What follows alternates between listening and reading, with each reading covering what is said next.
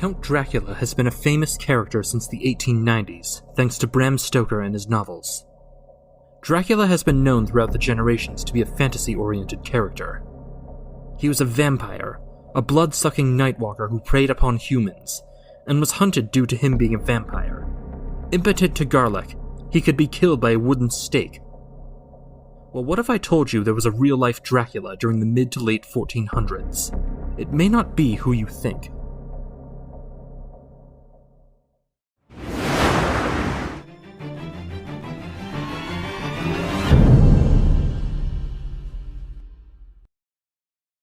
Vlad III was born in 1431 in Transylvania.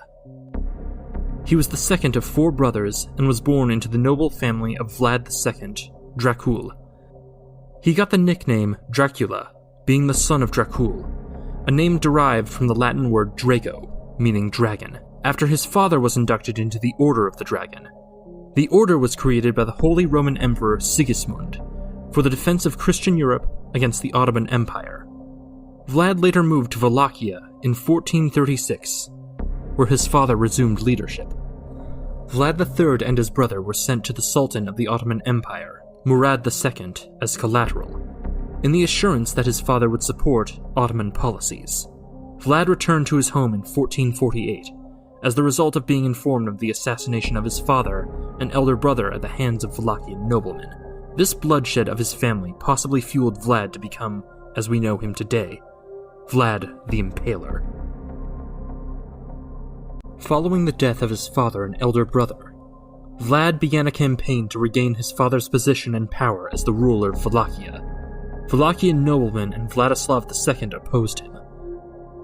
Vlad, now only 16 years old, emerged victorious, despite numerous enemies standing in his way, with the support of the Ottomans. However, his position was short-lived, as he was overthrown after 2 months. This was the result of the Hungarians overthrowing his position and reinstating Vladislav II. In the 8 years following this, Vlad wandered around the Ottoman Empire in Moldavia. It is also known that around this period, he switched sides in the Ottoman conflict, with Vlad gaining support from Hungary. From this, Vladislav II changed allegiances with the Turks as well. This caused a conflict with the throne of Wallachia. Eventually, Vlad and Vladislav II met on the battlefield of Targovice on July 22, 1456, wherein Vlad beheaded Vladislav II. This is where Vlad the Impaler's rule began. Wallachia was depleted and scorched as the result of the conflict between Hungary, the Ottomans, and feuding noblemen. Trade had stopped, and the land was spoiled and ripe with unlawfulness. Vlad's reign was strict, and he ruled with an iron fist. Vlad appointed officials and cemented his power by instating commoners and foreigners to positions. As for the nobles who had killed his father and older brother, Vlad eventually got his sweet bloody revenge in 1459. Vlad invited 200 of them to an Easter banquet. During that dinner, the nobles and their families were all killed, stabbed, and impaled. Though Vlad the Impaler got his Game of Thrones revenge, his story was far from over. Vlad replaced the elites with the Viltehi, a military division made up of farmers who had distinguished themselves on the battlefield, and the Sluyi, a kind of national guard. Vlad also liberated the peasants and artisans, freeing them from the tributes they used to pay to the Ottoman Empire. This doesn't mean that all of Vlad's actions were kind-hearted, morally right, and uplifting, as many horrific actions such as impalement had occurred as well among his people. For example, Vlad thought the beggars and homeless were thieves. As before with his enemies, he invited a large number of these so-called thieves to a feast, where he locked all the doors and burned them all alive. He exterminated Romani, or had them forcibly enlisted into the army. He imposed heavy tax burdens on the German population, and blocked their trade when they refused to pay. Vlad also rained terror on Saxon-German migrants who had settled in Transylvania in the 12th century, after the region was conquered by Hungary. They were mostly well-to-do merchants, but to Vlad III, they were allies of his enemies. Over the years, Vlad III pillaged and razed Saxon villages and impaled thousands of people.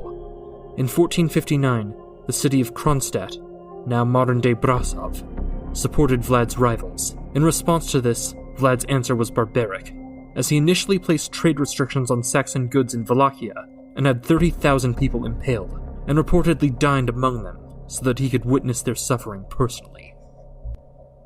He also had Kronstadt burned to the ground. Back in Wallachia, he impaled Saxon merchants who violated his trade laws. Vlad, known to himself still as honorable and prestigious, was named Son of the Dragon despite his barbaric actions. His enemies believed him to be less noble, and named him the Impaler. Vlad was an Orthodox Christian as well, so he had his fair share of attacking Catholic communities. He had attacked towns and cities such as Sibiu, Tarabarise, Amlas, and Fagara. Many losses were suffered before surrendering in 1460. From this, Pope Pius II drew notice and reported that Vlad had killed over 40,000 people. Vlad was also known for always opposing the Turks. He had the support of the Hungarians at the time with Matthias I. His actions on and off the battlefield were horrific. In one instance that happened in 1459, Mehmed II sent a delegation to Vlad III, demanding a tribute of 10,000 ducats and 300 young boys. When the diplomats declined to remove their turbans, citing religious custom, Vlad III saluted their devotion by nailing the hats to their heads. In 1461, the Turks offered to meet Vlad for a peace parley. In reality, they intended to ambush him. Vlad III responded with a foray into the Turkish dominions south of the Danube. There were many other horrid events beyond the ones I have mentioned, as it was during this period of his rule that Vlad III committed atrocities and had gotten his cold early name, Vlad the Impaler. This was his name as he had impaled his enemies upon a stake, leaving them to die. He committed this torture not only against foreign, but domestic enemies as well. Vlad's reign of terror wasn't complacent to crime, as he had zero tolerance for it, regarding even minor offenses such as lying, to incur the penalty of death. And most famously, during 1462, Vlad the Impaler retreated from a battlefield, leaving thousands of impaled victims as a deterrent to pursuing Ottoman forces.